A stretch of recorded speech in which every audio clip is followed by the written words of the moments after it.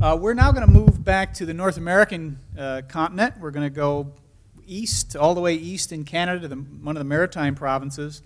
You try to take away impressions of places, but you're only there for a couple of days, so a lot of what you see and feel is impressionistic, and then you try to form your analysis and so forth. But I'll tell you, my first impression of St. John was that you don't ever call it St. John's. And don't spell it S-T period John. After doing it a couple of times, I was chided, and it's unusual for a Canadian to chide, that Lou, it's St. John. And they were quite insistent, and I understood why. It led me to a conclusion that this is a place, in the eastern maritime provinces, looking at the Bay of Fundy, like we talked about last night in Egypt, an oasis of a different sort. It's a gem of a place. But they're kind of isolated. They're kind of an independent geography.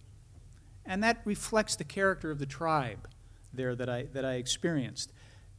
They need outside validation. That was one of my first impressions, in a positive way. They want the world to look at them. And what's happened over the last couple of years is that through, I think, a brilliant strategy called True Growth, which we'll talk about, they have managed to bring the world to them. They have done things in the areas of innovation. They now have cruise ships that come there, I think 70-some a season. And they're beginning to get reinforced and get that outside validation that a maritime people, I think, sort of by nature, needs. It has also, over the years, though, formed a very strong degree of independence, which has evolved into ongoing innovation. I think it's a natural advantage. At least that's what I experienced, and we'll explore that a little bit. I mean, if you think about St. John, you don't necessarily need to think about all of these things, but I believe that's where voice messaging was invented. It's also where the first flush toilet was patented. If you can tell me what the connection is there, good for you.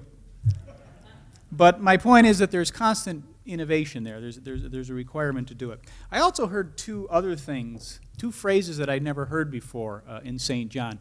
One was intelligence-led policing.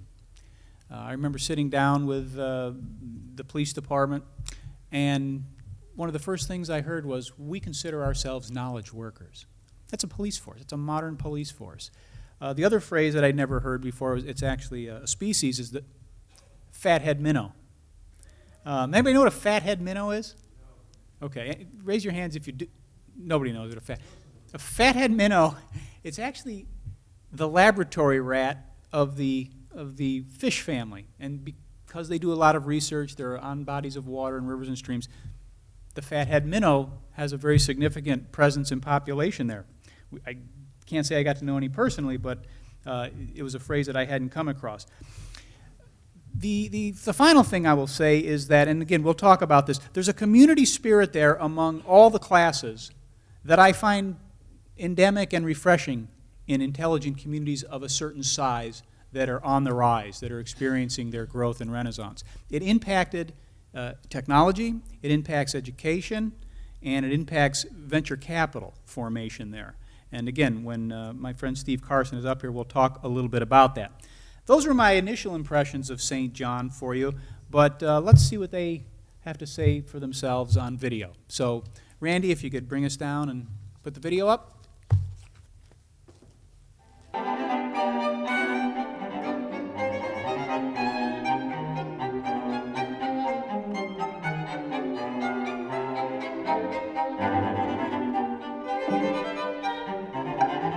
My name is Greg Hemmings. I own a film production company here in St. John, New Brunswick. Over the years, I've been able to hear so many epic stories about this city. In fact, this city is filled with innovators, creators, and trailblazers. We're populated by great stories told by great storytellers. We create a buzz that is heard all around the world. In fact, the Intelligent Communities Forum has named St. John, New Brunswick one of the top 7 most intelligent communities on Earth. St. John, New Brunswick is Canada's original city.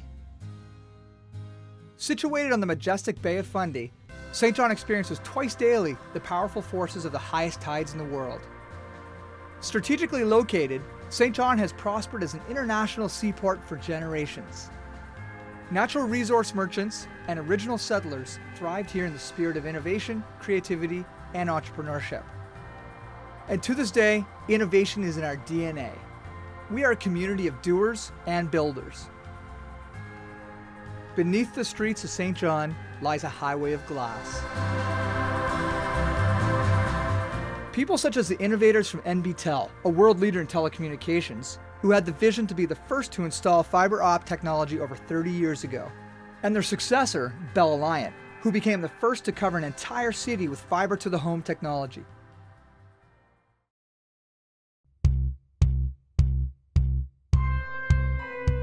St. John has a sense of self that comes from being one of the oldest cities in the New World. Other communities try to recreate what we have here naturally. This has been a big draw for our ICT sector, which has fueled much of St. John's urban renaissance, lighting up the second and third floors of our beautiful historic buildings. Shops, galleries, artists, students, professionals, our waterfront, theaters, loft apartments, bars, restaurants, and coffee shops, all interconnected in this friendly, walkable city. We have Canada's largest collection of 19th century commercial and residential architecture. We have the highest concentration of commercial galleries in Atlantic Canada.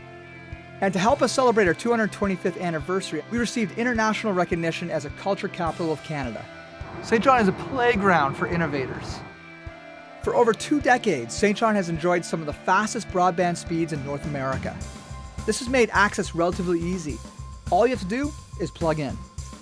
At places like Innovatia, they're developing cutting-edge solutions for Fortune 500 companies. Or Mariner Partners, who continue to push the boundaries in IPTV for companies around the world. The world is also turning to St. John-based Aquila Tours and their Center of Excellence, which trains cruise industry professionals online. The tapestry of our community was built by immigration, multiculturalism, and our strong Francophone presence. Bringing new ideas and fresh perspectives, this diversity has been fundamental to our ability to challenge the status quo. Today, digital inclusion isn't simply a priority for St. John, it's an expectation. Free Spots and community organizations provide free access to computers and training.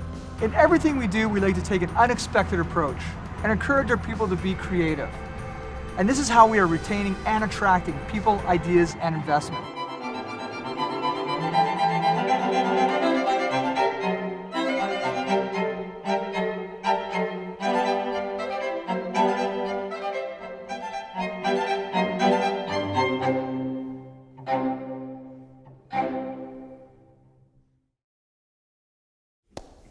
Welcome, Steve Carson. Thank you. I was there a couple of months ago, as you know, on my site visit. The day I was there, there were 2 articles in the newspaper. One was on top of the other. One was above the fold, the other was below the fold. The one above the fold was announcing the closing of a zinc mine after 50 years. A Zacharilla, I believe it was. Mm-hmm. Big zinc mine. The manager of the mine said, even if there was a demand, we're just out of this stuff. We just can't mine it anymore. Below the fold was an article about Jerry Pond, who was the former CEO of NBTel, now Mariner Partners, venture capitalist, community citizen, who we'll talk more about. And it was about Jerry mentoring a whole group of young student entrepreneurs and inventors. And I looked at that and I said, this was actually on the last day I was there.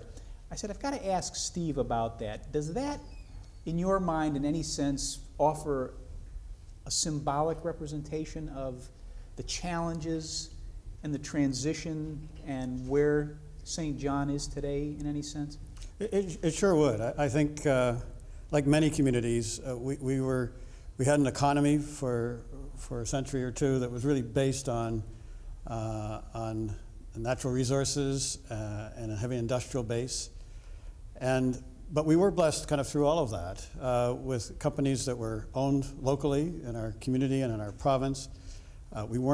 Most of our companies weren't run by boardrooms in other areas of the world. So it really, for those companies to survive, which are fairly large in our community but very small in the world scale, they had to embrace technology and technology advancements really early on.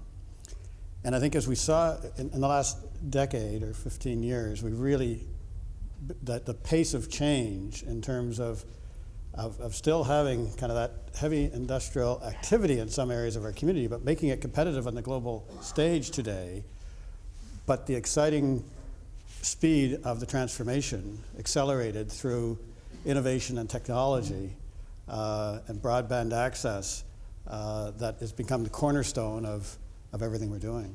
Okay. I remember when you picked me up at the airport and talk about high-priced taxi talent. We had pretty considerable drive-in that evening, and you cut through the small talk real quick, and you started to tell me about the true growth strategy, and you laid it out for me. I was talking earlier about your independence. Mm-hmm. That's my take on St. John, that you were a place that was forced to innovate. But you also were referring to all these other intellectual sources, the Santa Fe Institute and others, where you'd just gone out and gleaned this information, and you'd brought back a concept that says, if we're going to grow, we really are going to have to do it the way that tribally we've always done it. We're going to have to rely on ourselves. And so you evolved this true growth strategy. Can you tell us a little bit about what true growth is? Well, really, in the late 90s, we had been relying on a significant government contract to build naval frigates in our community. It was employing several thousands of people, huge economic and social impact in our community. And that was winding up to a close, and the shipbuilding industry was coming to a close in our community. And it was really a time when the community, from all of, whether it's socially, economically, culturally, there was a real appetite to kind of get together. And looking back in our history, we really recognized that we had this pioneering spirit, that when we led with that, great things would happen. But for a few decades, we fell off the wagon, and we were relying on others, and whether it was other governments. Was that deliberate, or did it just happen? Did you just kind of go off the rails for a few years? Yeah, I think it was because of these big contracts, and we became kind of a boom bust kind of mentality that let's just get the next big contract and let government form this big program. We've never been a government town. We've very limited government presence. It's always been entrepreneurs and innovators who have driven things. So it was time to kind of get back to that philosophy, and it was really the big aha moment from an economic development perspective through that process was this isn't about attracting new investment through the front door any longer. Although that's obviously going to be an important part, continues to be an important part of what we do as a community. It's going to be the communities that have the ability to retain and attract people and ideas. They're going to be magnets for investment in the future.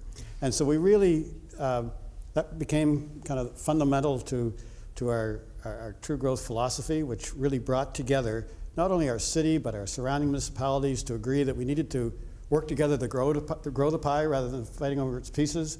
We've mentioned we have the highest tides in the world, so we relate a lot of things to the tides, but we wanted to ensure that if we are focused on growing our economic future in an exciting way, that those tides would rise, the tide rise would also raise the ships of social and cultural aspects of our community as well. So we broke down kind of this siloed approach to a social agenda and an economic agenda and a cultural agenda, and really started to bring all those all together in kind of one philosophy, philosophical approach for the community. Right. So it's a philosophy based on sort of an organic approach to community. That's right. Not just looking at. That's right. Of course, one of the key elements is, as we know, broadband.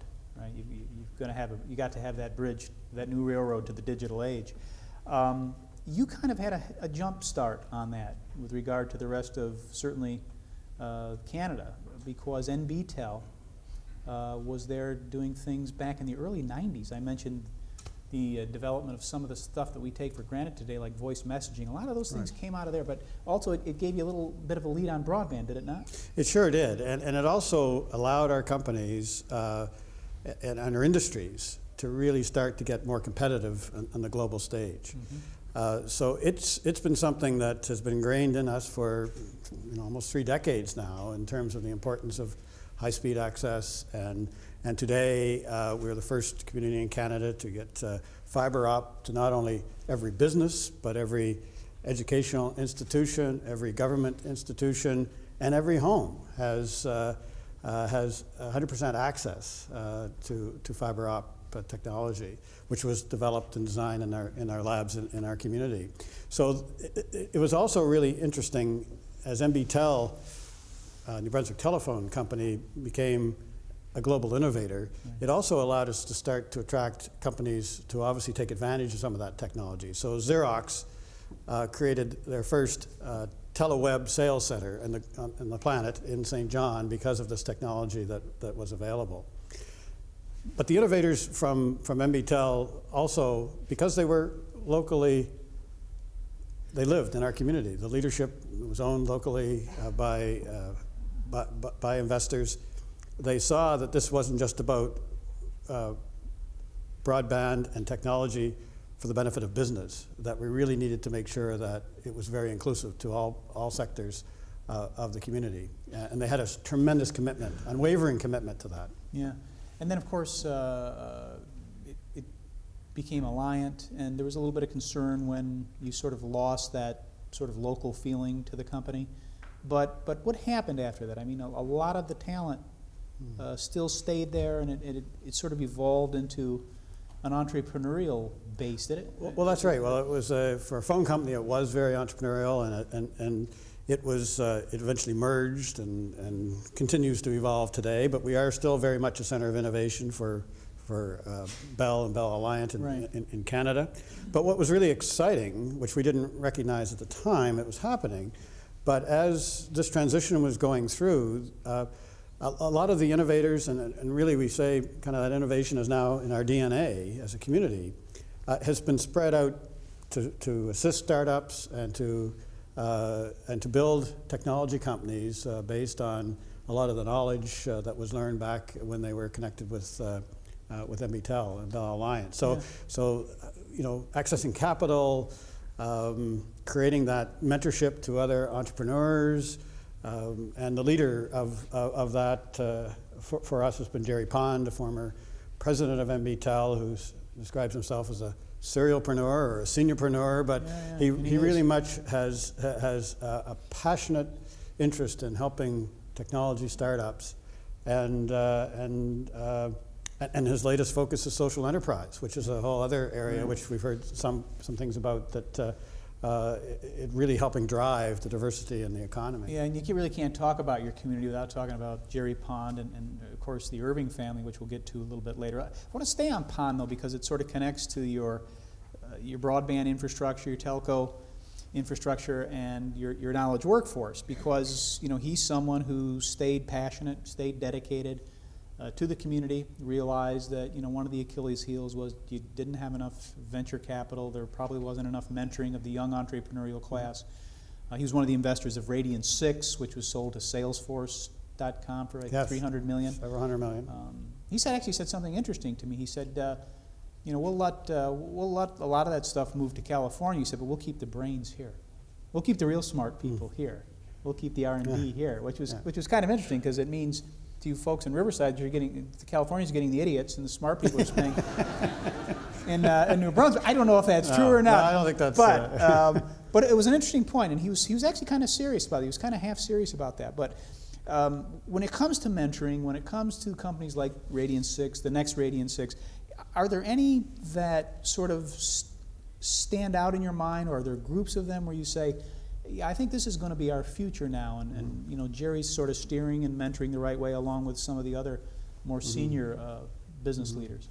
Well, we have many that have been closely aligned. We've got a large health science sector, and we've the largest health center in the province is co-located on a campus with our University of New Brunswick, which has really been at the center of innovation. So as we look at that sector, we have a number of companies, Clinic Server and some others that are really looking to figure out solutions for the global health science challenges.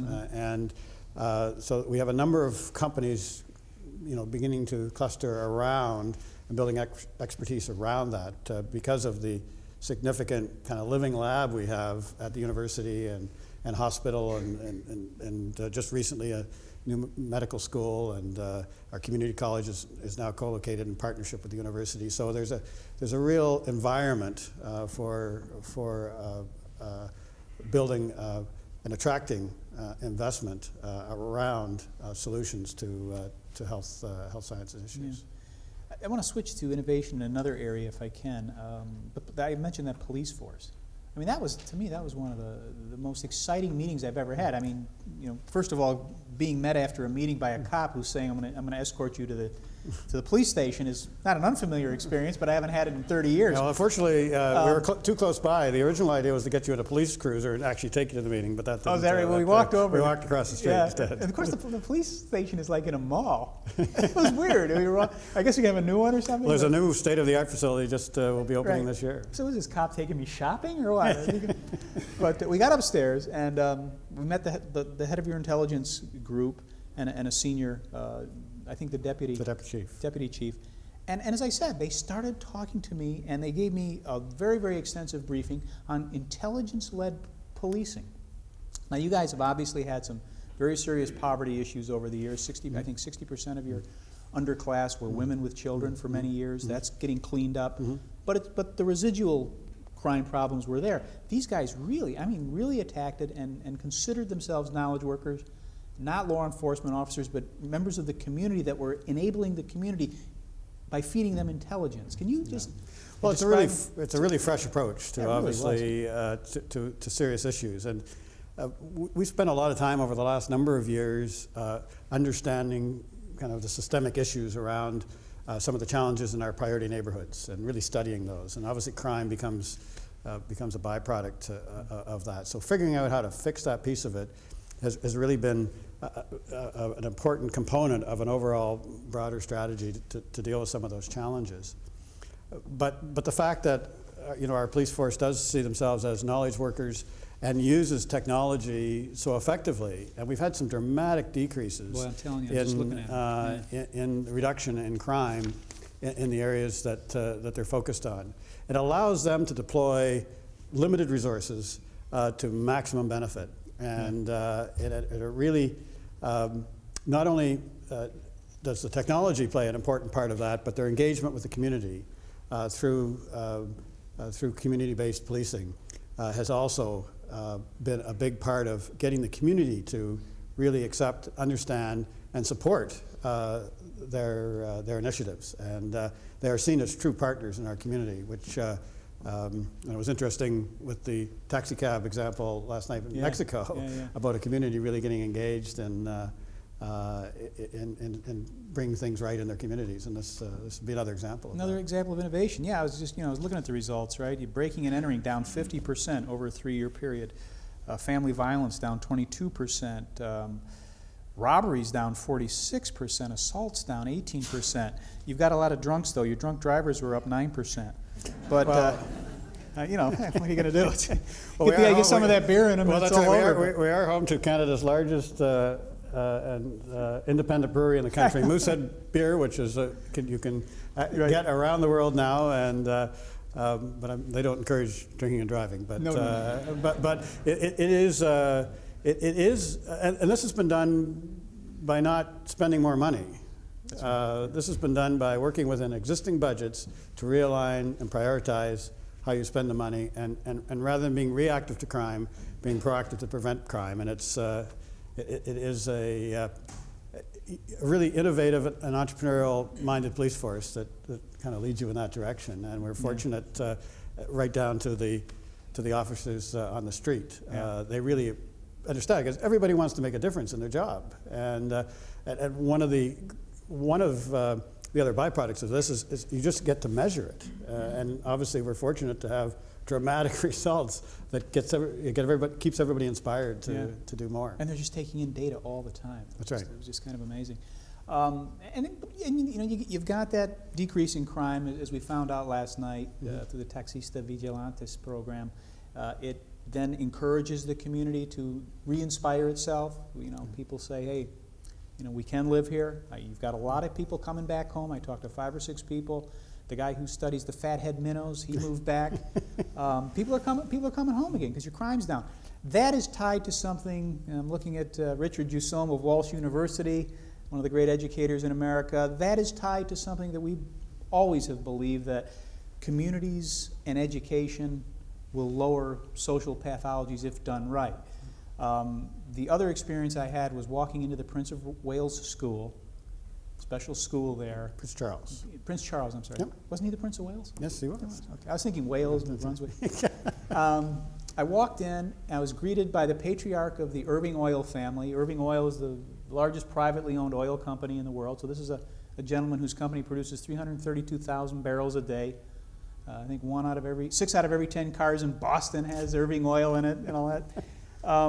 And he greeted me, and I'm thinking, I've been told that this is his school.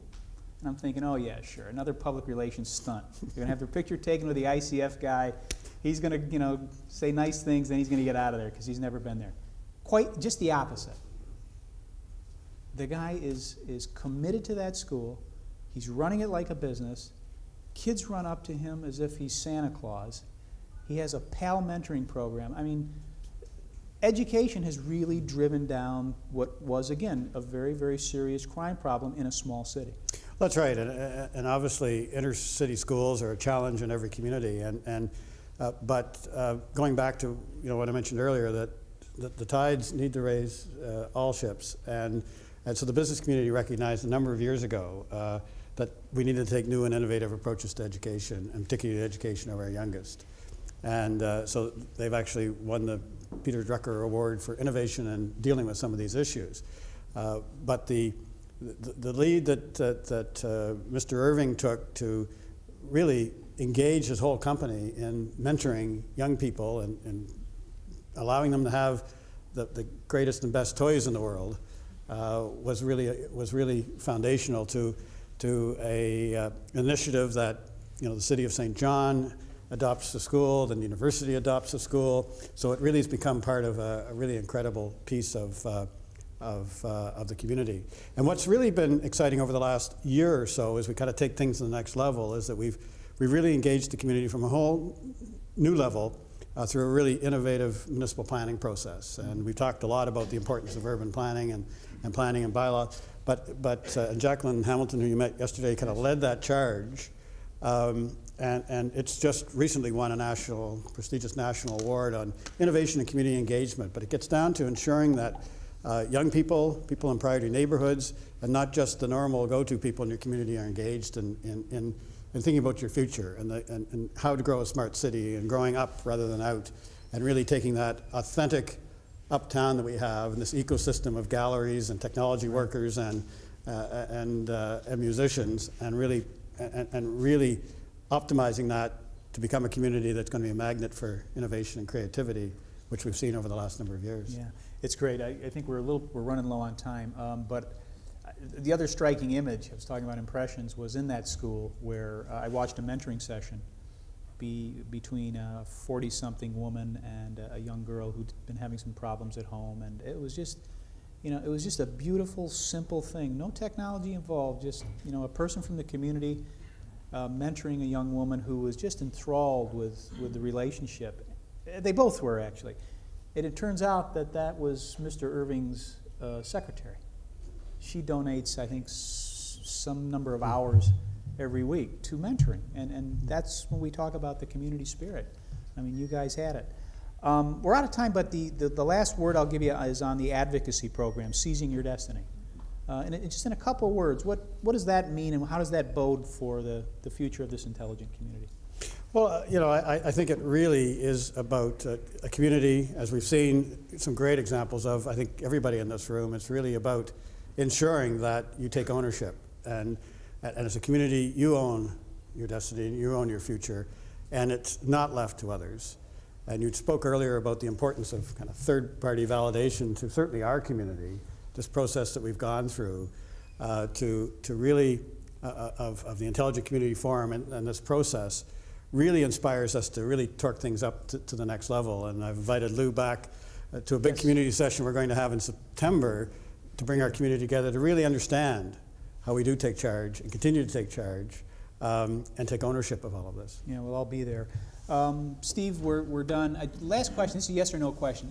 With Irving Oil being, a big champion, with Jerry Pond and BTEL, of course, producing a lot of technology, are you a two-trick pony, though? Does that worry you, yes or no? No. Okay. Good. Thank you, Steve. Carson, good luck tomorrow. Well done. Thank you.